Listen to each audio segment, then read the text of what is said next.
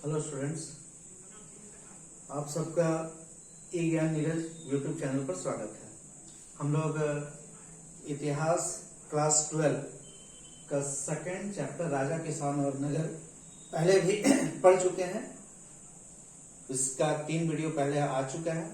आज हमारा चौथा वीडियो इस चैप्टर से संबंधित है और ये अंतिम वीडियो है इस चैप्टर का, यानी कि इसके बाद हम नेक्स्ट चैप्टर शुरू करेंगे। तो हमारा इस चौथे वीडियो में गुप्त साम्राज्य के बारे में हम लोग समझेंगे।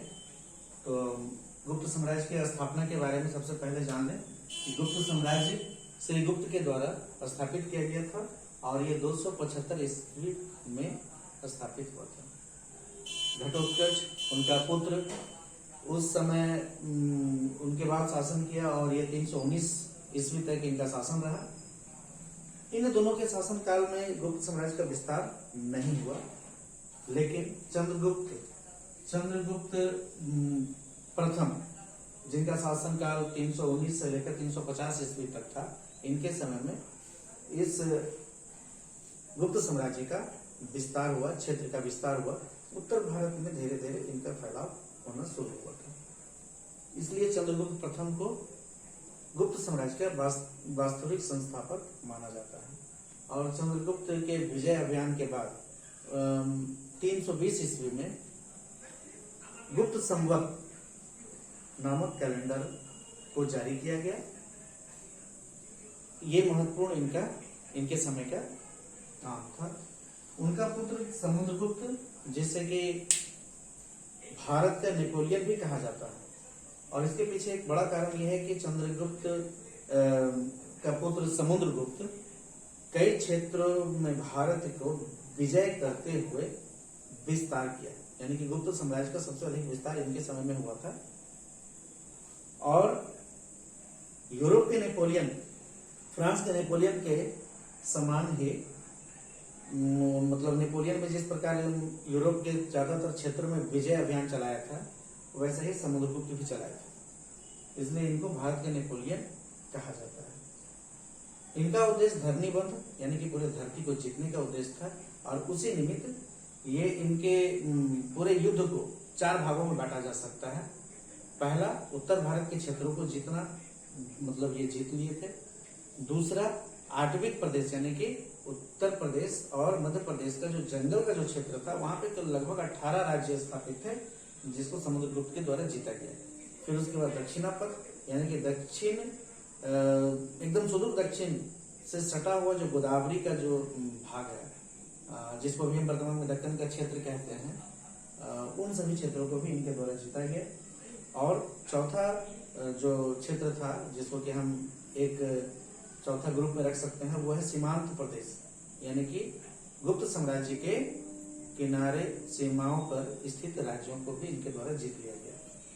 समुद्रगुप्त इन युद्धों में जो प्रमुख 2 हथियार का प्रयोग करते थे, वो रथमुशल और महाशिलाकंटक था। समुद्रगुप्त जो थे, वो संगीत के बड़ा प्रेमी थे, इसलिए इनके सिक्कों पर वीणा बजाते हुए इनको दिखाया गया है।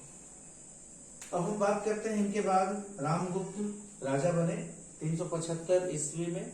हालांकि इनका शासनकाल बड़ा ही कायर माना जाता है इनको, और युद्ध में हारने के बाद अपनी पत्नी तक को हार गए थे युद्ध में, यानी कि पत्नी को भी इनको हराने वाले राजा के द्वारा अपहरण कर लिया गया।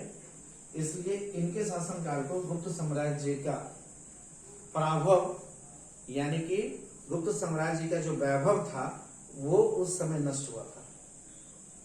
उनका भाई चंद्रगुप्त उनका भाई था, और रामगुप्त की पत्नी ध्रुव स्वामिनी को बचाने के साथ साथ गुप्त साम्राज्य की प्रतिष्ठा स्थापित करने के लिए इसने युद्ध किया, युद्ध जीता और जीत करके पुनः गुप्त साम्राज्य को प्रतिष्ठित किया। चंद्रगुप्त द्वितीय बाद में ध्रुव स्वामिनी से विवाह किया, और इनका शासन 375 से 414 ईस्वी तक माना जाता है। चंद्रगुप्त द्वितीय को पुनः गुप्त साम्राज्य की प्रतिष्ठा स्थापित करने वाला माना जाता है, और साथ ही साथ ये कला संस्कृति के पोषक थे। इनके समय में ही, चंद्रगुप्त द्वितीय के समय में ही गुप्त साम्राज्य के जो प्रमुख नवरत्न माना गया है, जिसमें कि आर्यभट्ट, कालिदास, धन्वंतरी, छपनक, अमर सिंह ऐसे नाम हैं, वो सब इनके दरबार में थे। इनके समय में ही कला के क्षेत्र में मूर्ति कला, स्मारक, भवन निर्माण, इन सभी में जो कार्य हुए, चित्रकला में जो कार्य हुए, वो संभवतः उससे पहले उतना अच्छा नहीं हुआ था। तो कला के क्षेत्र में इनका काम अतुलनीय है, यानी कि बहुत शानदार काम हुआ था। और विज्ञान के क्षेत्र में भी आर्यभट्ट और बराहमिहिर के द्वारा खगोल विज्ञान और ये गणित, इन क्षेत्रों में भी कार्य हुआ था। दशमलव और जीरो का आविष्कार आर्यभट्ट के द्वारा हुआ था। उनका पुस्तक आर्यभट्टियम लिखा गया था उस समय। कालिदास के द्वारा अभिज्ञान शाकुंतलम लिखा गया था उस समय।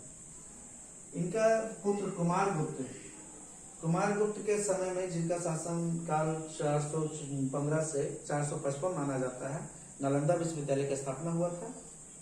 और नालंदा विश्वविद्यालय उस समय तत्कालीन विश्व का सबसे बड़ा और महान विश्वविद्यालय था, शिक्षा का केंद्र था। स्कंदगुप्त अंतिम गुप्त साम्राज्य के प्रमुख राजा के रूप में हम कह सकते हैं, क्योंकि स्कंदगुप्त के शासन के बाद कोई बड़ा राजा गुप्त साम्राज्य का ऐसा नहीं बना जो गुप्त साम्राज्य को संभाल सके। तो स्कंदगुप्त के समय का जो महत्वपूर्ण शासन व्यवस्था का जो घटना हुआ, वो हुनों का आक्रमण। हुन जो विदेशी आक्रमणकारी थे, वो गुप्त साम्राज्य में आक्रमण किए और धीरे धीरे बाद में गुप्त साम्राज्य को नष्ट कर दिया। हालांकि स्कंदगुप्त के समय हुन को हार का सामना करना पड़ा, लेकिन स्कंदगुप्त के बाद यही हुन बाद में धीरे धीरे गुप्त साम्राज्य पर आक्रमण करके गुप्त साम्राज्य को समाप्त कर दिया। गुप्त साम्राज्य के हम प्रशासन की बात करें तो राजा सबसे प्रमुख था, और ये प्रांतों में विभक्त था। प्रांत भोग में विभक्त था। हम यहाँ पे भोग का अर्थ यदि कहें तो वर्तमान कमिश्नरी या प्रमंडल जिसे हम लोग कहते हैं, जैसे कि अभी हमारे धनबाद का जो प्रमंडल है हजारीबाग प्रमंडल, और उसमें कई जिले हैं। तो भोग उस समय के हिसाब से देखा जाए तो प्रमंडल माना जाए, और विषय को जिला कहा जाता है, विधि को तहसील कहा जाता है, और मंडलम ग्रामों का समूह। तो इस प्रकार शासन व्यवस्था को बांटा गया था। राजा शासन के प्रमुख थे, और शासन व्यवस्था को चलाने के लिए अलग अलग जो विभाग थे उस समय शासन व्यवस्था को चलाने के लिए, वो मंत्रियों के अधीन थे। तो इस प्रकार शासन बड़ा ही सुचारू तरीके से चल रहा था। व्यापार और कृषि के क्षेत्र में उन्नति, बहुत अच्छा उन्नति था। बहुत मंदिर ऐसे बनाए गए थे उस समय, जिनको कृषि की भूमि कई गांव दान में दिए गए थे। जैसे कि नालंदा शिक्षा का केंद्र था, उसको 200 गांव दिया गया था दान में, और ये वहां के उपज, साथ ही साथ वहां पे जो टैक्सेस वगैरह जो जमीन से संबंधित लिया जाता था, वो नालंदा विश्वविद्यालय के पढ़ाई के काम आता था, नालंदा विश्वविद्यालय के विकास के काम आता था, वहां के छात्रों को खाने के लिए भोजन का काम आता था। तो इसका मतलब है कि कृषि का भी विकास अच्छे तरीके से हुआ था, उद्योग धंधों का भी विकास अच्छे तरीके से हुआ था उस समय। व्यापार की बात करें तो विदेशों से व्यापार भी होता था, और भड़ोच, ताम्रलिप्त ऐसे कुछ बड़े महत्वपूर्ण बंदरगाह थे उस समय। गुप्त साम्राज्य के लिए जो एक महत्वपूर्ण प्रश्न बनता है कि गुप्त साम्राज्य को भारतीय इतिहास का स्वर्ण युग माना जाता है, तो क्या सच में गुप्त साम्राज्य स्वर्ण युग था? ये हमें समझना होगा। सबसे पहला जो कला के क्षेत्र में जो विकास हुआ, मंदिरों का जो विकास हुआ, स्मारक वगैरह बनाए गए, कई भवन बने, ये सब स्थापत्य का एक महत्वपूर्ण उस समय का विशेषता है। अब उसमें कुछ महत्वपूर्ण मंदिर, दशावतार का मंदिर, नचना कुठार का मंदिर, ये सब कुछ महत्वपूर्ण मंदिर थे। घुमरा का मंदिर, ये महत्वपूर्ण मंदिर थे। सांची का स्तूप, ये सभी। चित्रकला के क्षेत्र में मरणासन राजकुमारी का जो चित्र अजंता में मिला है, वो चित्र जो कि गुफा में बनाया गया है, वो बहुत ही शानदार चित्र माना जाता है। तो चित्रकला के क्षेत्र में भी बहुत अच्छा विकास हुआ। तो इस प्रकार हम कह सकते हैं कि कला के क्षेत्र में बहुत शानदार विकास हुआ। कई मूर्ति उस समय अच्छे मूर्ति बने, साथ ही साथ हिंदू धर्म में शैव धर्म, विष्णु धर्म जो पहले से दो भागों में बटा हुआ था, तो विष्णु धर्म यानी कि वैष्णव धर्म जिसको हम लोग कहते हैं, जिसमें विष्णु प्रमुख देवता है, उस समय बहुत ज्यादा उनका प्रभाव बढ़ा था।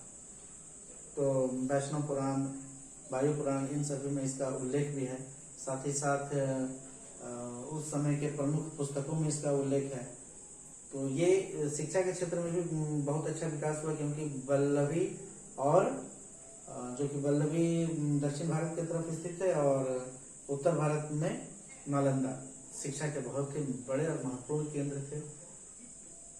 तो समाज भी जो है बहुत अच्छे तरीके से समाज का विभाजन भी था। हम कह सकते हैं कि समाज में गरीबी या फिर विपन्नता अधिक नहीं थी, सामान्यतः सभी लोग सुखी थे और अपने कार्यों से संतुष्ट थे, ऐसा उस समय के समाज को देखकर माना जा सकता है। तो हम इन सभी बातों से हम कह सकते हैं कि गुप्त साम्राज्य उस समय का स्वर्ण काल था। गुप्त साम्राज्य के पतन के बाद लगभग 600 ईस्वी से लेकर के 1200 ईस्वी तक पूरे भारत में एक बड़ा बृहद भारत तो हम नहीं कह सकते, नहीं बन पाया, यानी कि छोटे छोटे राज्य छोटे राजाओं के द्वारा स्थापित हुए। बहुत बड़ा राज्य नहीं रहा। हर्षवर्धन एक महत्वपूर्ण राजा थे। तो ये इन हर्षवर्धन के बाद कोई भी बड़ा राजा ऐसा नहीं था जो पूरे भारत पे शासन कर सके। छोटे छोटे कई राज्य स्थापित हुए, राष्ट्रकूट का, बंगाल में पाल वंश, ऐसे अलग अलग राज्य हुए, लेकिन पूरे भारत को एक सूत्र में बांध सके ऐसा महत्वपूर्ण राजा या ऐसा कोई साम्राज्य स्थापित नहीं हो पाया। लेकिन एक बड़ा ही अच्छा विशेषता कह सकते हैं कार्य हुआ है जो वो मंदिर शैली पर।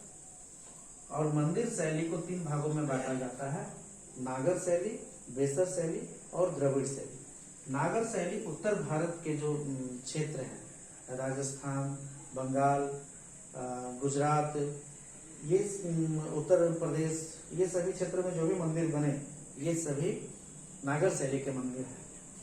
दूसरा बेसर शैली, ये दक्षिण और उत्तर भारत के बीच का जो भाग है वो बेसर शैली के अंतर्गत आएगा।